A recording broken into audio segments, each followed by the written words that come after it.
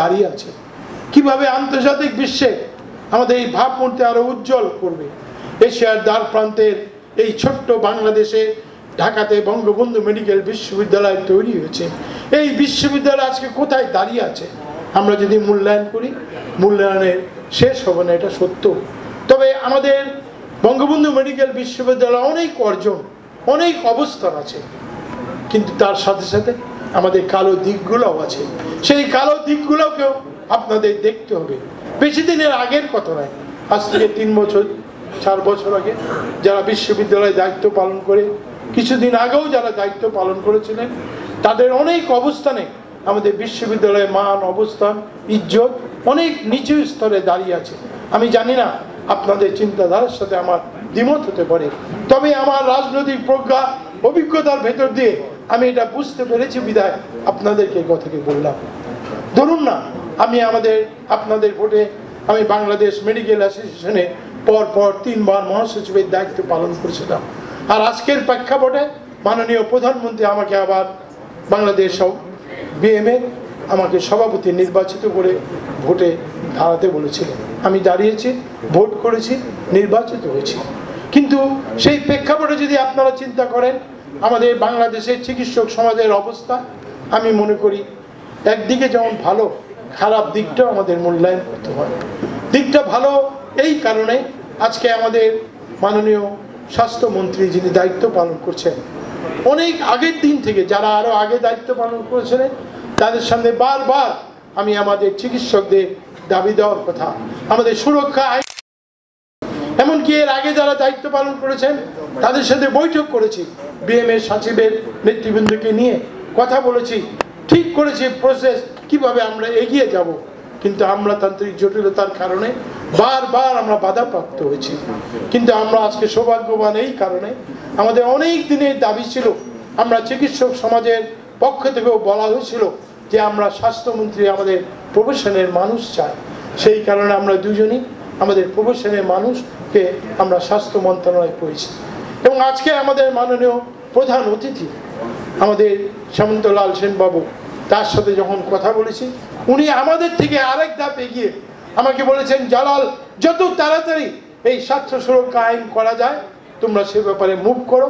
আমি এটার সাথে 100% আছি। যেই কথা সেই কাজ।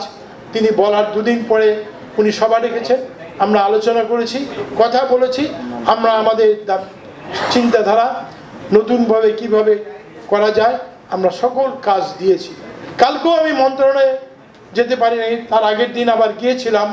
যারা আমাদের সাথে জয়েন্ট সেক্রেটারিরা বসেছিল তাদের সাথে আমি কথা বলেছি, তারা বলেছে আপনাদের কথা মোতাবেক আমি সব কাগজপত্র রেডি করে হয়তো মাননীয় স্বাস্থ্যমন্ত্রীর কাছে পাঠাবো। আমি জানি না স্বাস্থ্যমন্ত্রী সাহেব পেয়েছেন কিনা, যদি পেয়ে থাকেন নিশ্চয়ই উনি দেখবেন, আর যদি না পেয়ে থাকেন উনি নিজে জয়েন্ট সেক্রেটারির কাছে ডেকে ফাইলটি নিয়ে উনি পরীক্ষা নিরীক্ষা করে আমাদের সাথে আরেকবার কথা বলে তিনি পার্লামেন্টে পাঠাবেন।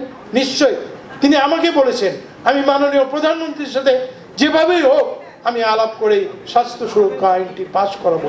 আমি মনে করি তিনি যদি এক কাজটি করে যান, আমাদের চিকিৎসক সমাজের ইতিহাসে তার নামটা স্বর্ণাক্ষরে থাকবে বলে আমার বিশ্বাস। সেই দৃষ্টিকোণ থেকে আমি ওনাকে আজকে প্রতিষ্ঠাবার্ষিকী দিবসে আমি বললাম আপনি যত তাড়াতাড়ি সম্ভব এটা করবেন। আরেকটি ছোট্ট কথা, যদি আমার কথা চিন্তাধারার সাথে আপনাদের দ্বিমত হতে পারে আমাকে ক্ষমা সুন্দর দৃষ্টিতে দেখবেন, তবে আমার রাজনৈতিক প্রজ্ঞা, অভিজ্ঞতা, এত বছরের চিকিৎসক সমাজের জাতীয় সংগঠনে দায়িত্ব পালন করে আমি যেটা উপলব্ধি করেছি সেটা কি জানেন? উপলব্ধি করেছি আমাদের চিকিৎসকরা যখন জনগণের সেবার ব্রত নিয়ে হাসপাতাল কিংবা বিশ্ববিদ্যালয় থেকে বেরিয়ে তাদের প্রাইভেট প্র্যাকটিস করেন, এটা তারা করতেই পারেন, এটা তাদের অধিকার। কিন্তু এমন সময় যান হাসপাতালে কাজ করেন, বিশ্ববিদ্যালয়ে কাজ করেন, 12টার আগে প্রাইভেট ক্লিনিকে চলে যান, সেখানে তারা জনগণের সেবার ব্রত নিয়ে অনেক কিছু করেন। এবং এমনকি আমি এও শুনেছি, নিজেও দেখেছি, আমাদের ঢাকা শহরের নাম করা হাসপাতালে তারা রাত্রে 2-3টে পর্যন্ত চেম্বার করেন। দিস ইজ নট গুড, এটা ভালো হতে পারে না। একজন চিকিৎসক রোগীর সেবা করবেন, তার ব্রেনের অ্যাবজর্বেশনে কতটুকু সময় লাগে, সেই বেলা 12টার থেকে বেলা 2টো পর্যন্ত প্র্যাকটিস করবেন, এই মানসিকতা চলতে পারে না। সেদিক দিয়ে আপনাদের মনের অনুভূতি কতটুকু আমি জানি না, আমি যতটুকু উপলব্ধি করতে পেরেছি সেটাই আমি বললাম। আমি বিএম এর সভাপতি হিসাবে ব্রাহ্মণবাড়িয়া বিএম এর কনফারেন্সে আমি গিয়েছিলাম। সেখানে বসে ডাক্তারদের সাথে কথা বলছি, হঠাৎ করে হইচই শুনলাম যে দেখলাম পাশে একটা প্রাইভেট ক্লিনিক, আমাদের সরকারি একজন ডাক্তার এসে সেই প্রাইভেট ক্লিনিকে অপারেশন করেছে। যে কারণেই হোক রুগী মারা গেছে, তার আত্মীয় স্বজন ঢাকা ব্রাহ্মণবাড়িয়া শহরে যত মানুষ সেই হাসপাতাল ঘেরাও করে স্লোগান দিচ্ছে। সেখান থেকে দু একজন ডাক্তার বেরিয়ে এসে আমাদের সম্মেলনে আমাকে বলছে, জালাল ভাই এই ঘটনা ঘটেছে। তখন আমার মাথাটা নিচু হয়ে গেল। আমি কি বলবো, আমি বললাম যে আমি তো এখন মিটিং করছি, আর আমি তো এখন হোম মিনিস্টারের সাথে কথা বলতে পারবো না, কথা বলতে 3-4 বেলা বেজে যাবে, তারপরে কথা বলে নিশ্চয়ই জানাবো। কিন্তু আপনাদের বিবেক কি বলে? সরকারি কর্মচারী হিসেবে আপনি হাসপাতাল থেকে বেরিয়ে এসে বেলা 12টার সময় আপনি প্রাইভেট ক্লিনিকে অপারেশনে যাবেন? এটা কি আমাদের চিকিৎসকদের অবস্থা? এটা কি আমাদের মান সম্মানের অবস্থা? আমরা ফার্স্ট ক্লাস গেজেটের অফিসার, আমাদের এই কাজটি করণীয় অত্যন্ত এমনভাবে জরুরি, আমার বোধগম্য হয় না।